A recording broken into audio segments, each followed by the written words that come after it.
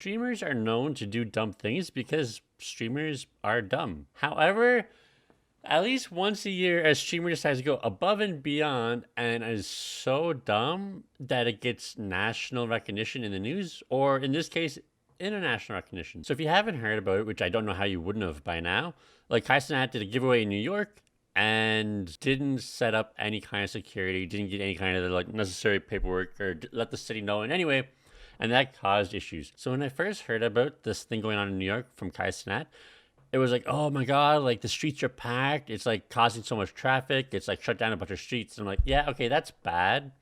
That's just like kind of annoying if you live in New York. Not that big of a deal. But then more and more videos started coming out. So I saw this video.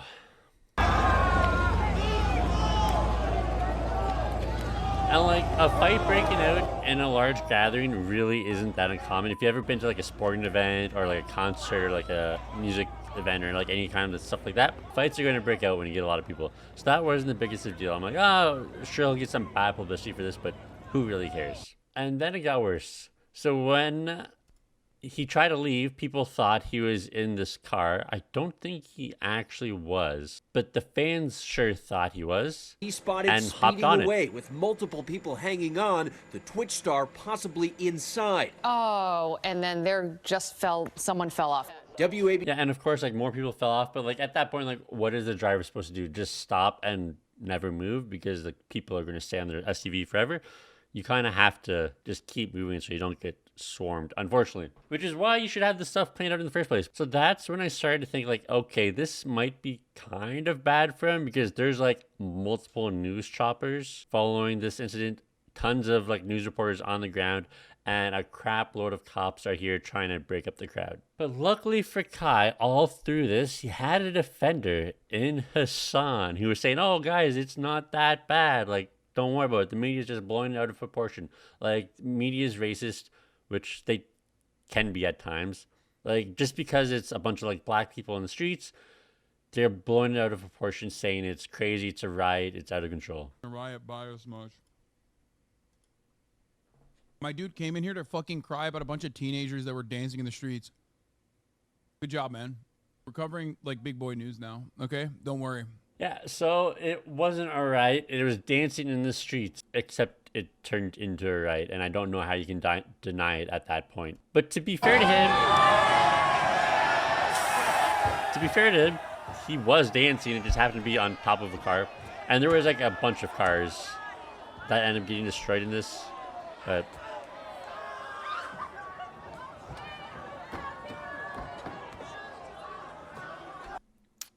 just dancing though. And like even large sporting events, cars get damaged. So okay, maybe that is enough to make it a riot. But that isn't the only thing that happened. And his whole kiosk was ransacked. All the chips were broken and pulled apart. Things were taken off of it. And he was saying that he was injured because he was trying to stop the kids, and they hit his head, his neck, his back. The gentleman is in his 60s. And, you know, he was talking to EMTs that were there and talking to the police that were there, giving them a report of what happened. But, you know, a totally just innocent victim in all this, that he was just doing his job, going about his day, and his business got ransacked there. So it's just like a bad look. Because like one thing to like steal chips and stuff off of that cart, but like to assault like an old man, that just makes you look really bad. And like this wasn't the only place. Like there was like food trucks that had people like jumping up on top of it and like stealing stuff and all that. But maybe this is enough to make it a riot. But of course, Hasan has to play defense. Media, dude. There you go. There is no better representation of how dog water local media is, and how much they exacerbate like narratives that you see on Fox News. What role they play in the boomer reactionary pipeline. Local media talking about $3 worth of Doritos, like, you know, there was a bank run. So he's not wrong.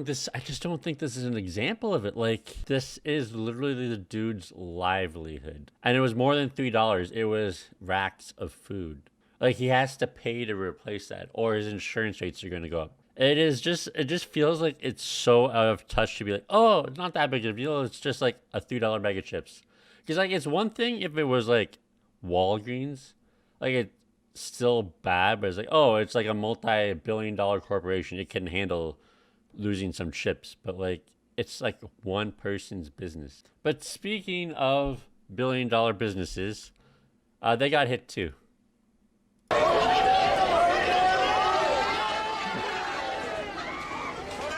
Oh no. Yeah, I was like, nothing did not. Oh, so I did take something. I told you. Yeah, no. so at this point, I was like, okay, it's pretty hard not to call it out right at this point. Like, when you're going into shops and just yoinking crap off the shelves and bolting, like, that's like textbook definition of a riot. And then you have to, like, think to yourself, like, did Cenat not know this was going to happen when you get, like, thousands of people in one area with, like, no way to control them? Like, isn't this just going to happen? People are going to get rowdy, and it's going to be group mentality is going to take over, and stuff is going to go bad because it always does. Which Pay Money Wubby actually addressed. I'm about to say the quiet part loud. Okay.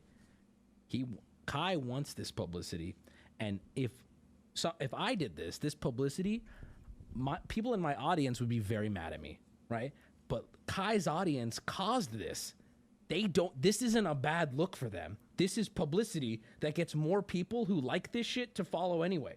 This is a good move business-wise. I'm saying the quiet part loud right now. This is a good move for Kai because Kai is comfortable building an audience who's okay with stuff like this. I don't know. So I don't know if Kai did this because he wanted like a riot to happen, but we've seen this work before. This is like Ice Poseidon strats. He did more and more degenerate, messed up, racist, over the top stuff to attract more and more audience. And as more and more people heard about this, more of the people who liked that content started following him. So he kept on having to like ratchet up each and every stream to try to appeal to his audience, which is now expecting this every time. So he's not wrong that it's going to attract a lot of people who like this type of content to Kai. I don't know. I can't say for sure if he did this because he wanted an insane riot to happen, but I'll be nice to Kai and give him the benefit of the doubt and say like he probably didn't want this outcome. He may have just wanted like the Logan Paul experience when he did it at VidCon, and he just like had a horde of people following him around. And like I don't think I ever remember hearing anything like super bad about this when it happened like 5-6 years ago. Like he got swarmed. VidCon was mad because it was obviously like a safety hazard, but like that crowd of people didn't go and riot in the streets and start robbing businesses. So maybe he wanted to feel that excitement and not so much all the violence that came with it, if I'm being super generous. But he can't really change what happened. And he ended up getting charged for inciting a riot and promoting an unlawful gathering. Now, obviously, the unlawful gathering, you really can't argue against. Like, obviously, he did that. Now, inciting a riot, there's a lot of questions on whether or not that is going to actually stick. Now, the legal definition in New York is you need to urge 10 or more people to engage in tumultuous and violent conduct of a kind likely to create public alarm. Now, there's obviously public alarm, but he has to also urge people into like violence. Now, a clip is going around of before this happened, he was talking about it, and it kind of seems like he knew it was going to be a shit show, but was this him really telling people to become violent? Yeah, 500 people can fit right there. They said more. NYPD gonna be on dick. NYPD gonna pull up. Oh, well, bro. Chat, we going all out, chat. I'm telling you, bro. This is gonna be a movie. So he obviously knows it's going to be insane and that the cops are going to have to show up to break it up. But is that going to fit that legal definition? I don't know. I'm not a lawyer. But I will say, when you have the chief of the department of the NYPD in the crowd pulling you out of the crowd, they are going to go so hard to get anything they can to stick against you. And now that this has been like picked up internationally by like all the news organizations, like they're going to want to try to make an example out of Cenat because they don't want other big creators to do this. Like with the Logan Paul thing, people got really lucky that no one got seriously injured because of like all the crushing and trampling that could have happened. But now that violence actually broke out and that things were getting robbed and that cars were getting destroyed, I don't see how they're not going to throw the book at them. And to Hasan's point, now that he's part of the legal system, it's an undeniable truth that Black people do have a harder time with the justice system. They get harsher charges, harsher penalties. Now, it does help that he's also super rich, but we'll see how that plays out. And since I've kind of shit on Hasan because of some of the things he said in the early parts of when this was all happening, after everything came out, he did address it, and this is what he ended up saying. Let's begin with Alice Gaynor, live in Union Square, where they... I think you were being extra careful pointing out how the media was covering it, considering the crowd was mostly black and brown, and it came out looking like you were minimizing and excusing their behavior when that wasn't the intention. There's a couple different things to say about that.